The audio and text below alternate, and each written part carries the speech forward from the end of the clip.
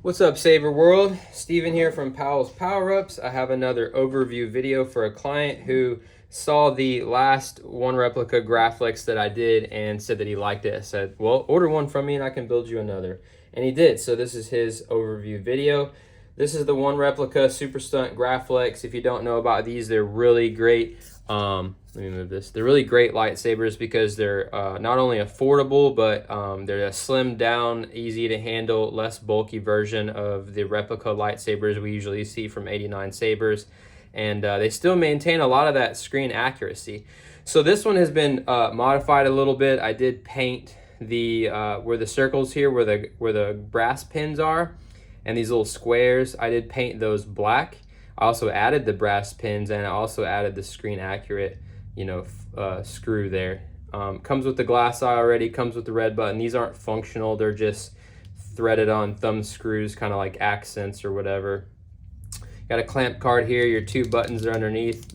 Under the top of the clamp card is your power. Underneath the bottom is the auxiliary. I'll open this up in a second. We'll go over the inside. But comes with the 18650 lithium ion battery charger. Comes with 18650 lithium ion battery, which I've got one of these metallic wraps from KR Sabers. This is a gold one, so that's kind of a gold one to help add to the fanciness of the Graflex. Comes with your two set screws. The smaller black set screw is for the little screws you'll see in a bit, for the clamp card to help remove that. The silver bigger set screw is for the chassis retention screw and the blade retention screw, so we'll go over that in a bit. You also get a printout that says how to operate the CFX, which is in here, by the way. This is a CFX NeoPixel lightsaber. You got your 2-button operations there. It also talks about the fonts that are on it, which is Battle version 1 and 2, which are free fonts from Kyberphonic. Those have already been, uploaded on there. And then there's a few other pages with just descriptive information about the lightsaber and its function operation. Also here we have a 1-inch outer diameter, brand new, hand built by me, 32-inch NeoPixel blade. These are the blade kits I get from the Saber Bay. I like these because the tip on it doesn't get glued on. It's actually like a screw and it gets threaded on. So double check that every now and then. Make sure it's tight. You don't want it to get loose and fly off on you. We got a Smuggler's Outpost NeoPixel connector there on the bottom. The little bottom section here has been sanded down a little bit just so it fits a little more smoothly in and out of the lightsaber. This is a pretty tight emitter, so it's still pretty snug, but we'll go over that again in a little bit. I'll show you how to open it up and look at the blade. I've been talking so fast I'm out of breath already. Anyway, let's open up the lightsaber. Once you get it, you're going to want to put the battery in and get going, and everyone else probably wants to see what's in this one. So let's go ahead and open it up. Step 1, we're going to get the small black Allen wrench, and we're going to just slightly loosen the two little set screws on the box, on the box where the clamp card is. You're just going to slide it up and out like so. Set that down. You'll notice here there's two little white 3D printed pieces. You'll just turn over and let those fall out. Let me zoom in so you can see this stuff a little better.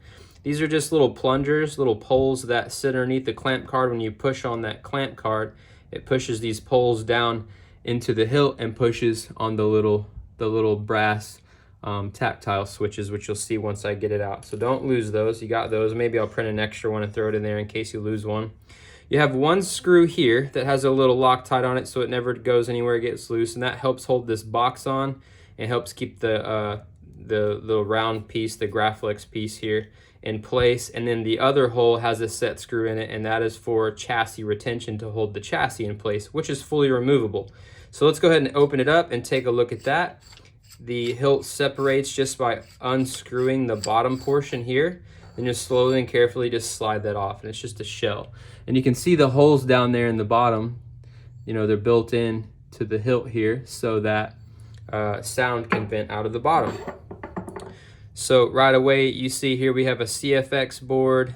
I've done it with the SD card facing up, and it's at a bit of an angle with a little space here in the chassis so that it can be removed and you can add fonts pretty easily. We have a little crystal chamber. There's a real quartz crystal in there that I built into this one.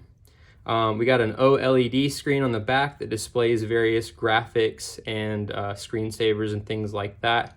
We've got some cool holes and accents on the side of the chassis here to let that crystal shine through. On the bottom here we have a black 3-watt 8-ohm speaker from the Sabre Merchant.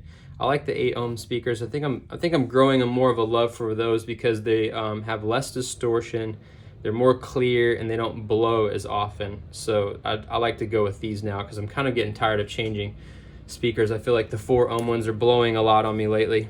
Anyway, so to get the chassis the rest of the way out, which by the way, if you wanted to just show off your Sabre, you know, your crystal chamber, access your SD card, you know, this is as far as you got to go. You know, you can just do that, you know, show off your OLED screen. That's why I designed this chassis and put everything down here in the bottom, and I put the battery up there so that you could just show it off. But if you want to get it all the way out so we can access the battery, put it in, take it out, recharge it, all that stuff, we'll move on to that part now. You need your silver set screw. You're just going to loosen the set screw right inside here, okay? Just give it a little loosen, and that allows you to fully slide out your chassis, which is fully removable. This is actually just kind of a shell, like the bottom half. So here we have the chassis, which by the way, I designed. This is the same one that was in the last you know, super stunt Graflex that I did. It is a gold metallic acrylic painted chassis. It's printed in black PLA, hatchbox PLA, and then I sand it down a little bit and then paint it in gold to kind of give it this, you know, gold metallic weathered look, which looks really cool. I really like it. But you got your battery compartment up here. There's some wires and a channel down in there that go from the NPXL connector to the CFX board. Like I said, the CFX board is kind of at an angle, like you can see there. You can access the SD card very carefully, don't snap it off, but you can get it out without moving the board. So you never really need to move the board, see? So that's how you can put on sound fonts, adjust, you know, settings, and, you know, do firmware updates and things like that. But I've already updated this all the way. The most current firmware already has some sound fonts on it. Adding more sound fonts is super easy, and it's already been pre-configured. This also has here onboard 0603 size LEDs on the board there. CFX is really cool.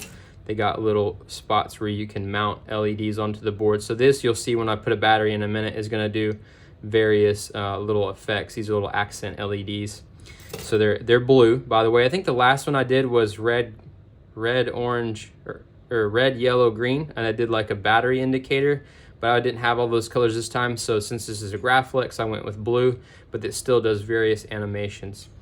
So let's pop in a battery. One last thing too, by the way, on the CFX board, I don't know if you can see some of the connections that sit up a little higher that might kind of sort of be exposed. You know, those connections, we don't want to touch the metal hilt because that might short and fry electronics. So as an added precaution, I use what's called liquid tape, which is like electrical tape, and I coat, you know, some of those connections, like the speaker ones here on the side, the positive and negative over there, and then the bridge wire back here where I bridge some of the LED pads.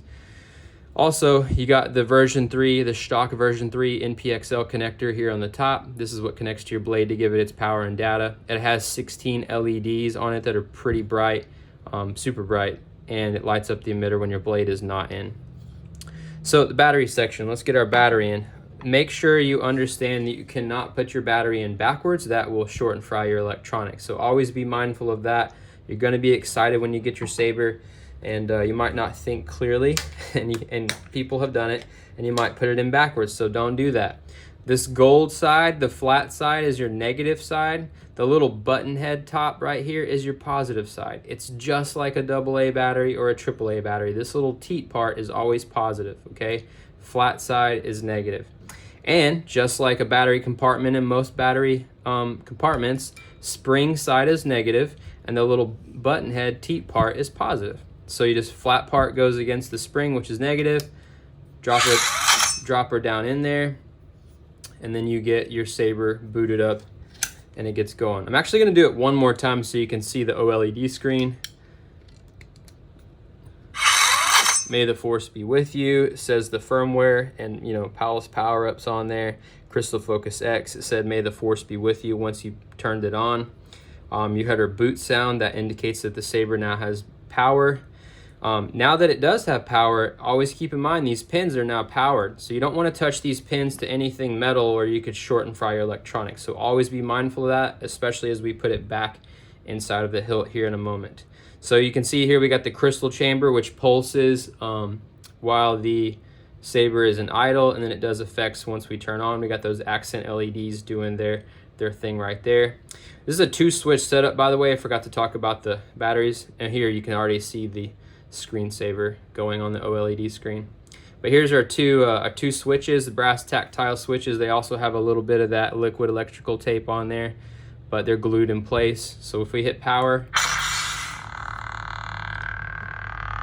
get the audio flicker. The crystal is always going to match whatever blade style you have, which right now is just an audio flicker, and it's also going to match the color, which we have green right now, but we can change that. So as you rotate around, you can change colors. So like if we go with blue, now we're at blue. So we have a blade on graphics, you have blade off graphics. You can change the accent when it's off. You got various graphics here. Even a battery level indicator right there, which also you'll notice when you get to that, you'll see that this turns red up here, the blade. That's because when you have your blade in, it'll actually give you a green, yellow, red, indicator of your current battery health, which is full right now, but font names, but yeah.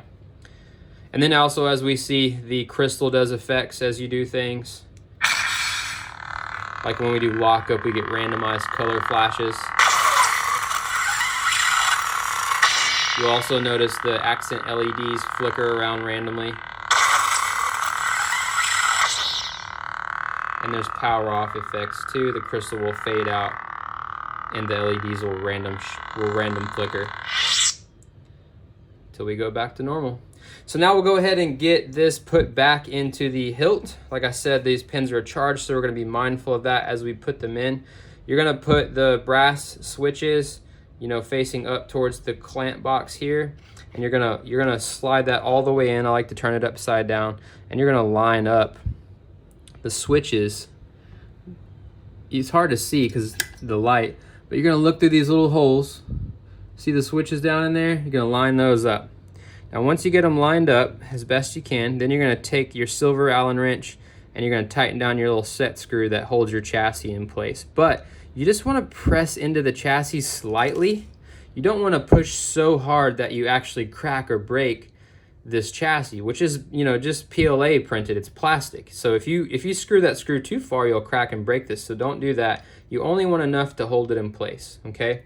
But we got that back in now. We can take our little pogo legs here, and we can drop them down inside of the little holes there like that. You'll notice one's a bit longer than the other. The longer one goes up front for power, because I guess from the glue being underneath the switches isn't the exact same, so they're a tiny bit offset. But then you just slide the clamp card up and over the buttons, the little pogo things. You may need to push one down to get it over, which I'm trying to do. Maybe I'll go from the top. This part can be a little tricky just because it's such a snug and tight fit. There it goes. So maybe it goes better if you go over the top. There it goes. And then we're in, so you can test it. Click your little auxiliary, you'll see those display graphics changing. You can test your power. So we know that's good. Now we can take our little black Allen wrench, tighten down the little set screws on the side here so that our clamp card doesn't move. You don't need to go super tight, just enough to hold them in place. And then you can put your bottom end back on, right, like this. And now your lightsaber is fully assembled. So I'm gonna turn the camera now, pause the video, I'm gonna turn the camera and we're gonna put the blade in and do a blade demonstration. We'll go over some of the functions. All right, so we're gonna put the blade in now. You can hear one of the screensavers is R2-D2, makes little noises. So your blade, right? It's really important to understand when you put your blade in, two things, okay? You do not want to twist, no twisting as you put this in, because those pins on the NPXL connector, if you go in and twist, you can bend and break those pins. So only ever go straight in and out. And two, it will be a little snug, but try not to, push the blade in so hard that you push your chassis down and out. That set screw holds the chassis in place, but it's a small set screw and it's only one, so it's not super strong. The best way to know where you're at is to turn the saber on, turn it on, and then insert your blade. Straight in, okay? Once you have that connection, your blade illuminates, you're good. So then you take your silver set screw, I'll turn it back off. Then you take your silver set screw, and the blade retention screw is inside the bunny ears, right in between the two screws that hold the bunny ears on. So then you'll just tighten down that screw which holds your blade in place. Now your blade is in, and you're ready to go. So as you can see, you have ignition sounds, retraction sounds, you have your hum, you have your smooth swing. Smooth swing is that smooth buttery sound you get when you just lightly swing the saber around. And then as you actually swing hard, you have accent swings or actual swing sounds. Those swooshy sounds. You got clashing. You got lockup. You got blaster deflection. You got force sounds.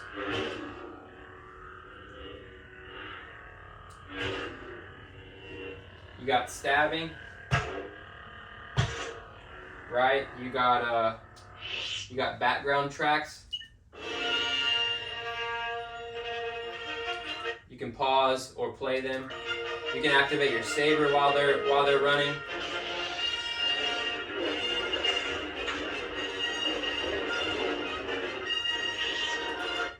But yeah, man, there it is. So I think that's pretty much it. We showed that it works to get your blade back out. Like I said, you just loosen up that set screw a little bit for the blade retention and you pull straight out. No twisting, just straight out just like that. So I think that pretty much covers everything. There's some more functions and things that it does. Just take your time, read through your printed out instructions, and you'll see some other pointers and tips about it. But it is pretty much done, installed. Thank you for choosing me to build this Graflex for you. Have a great time doing it, and may the force be with you.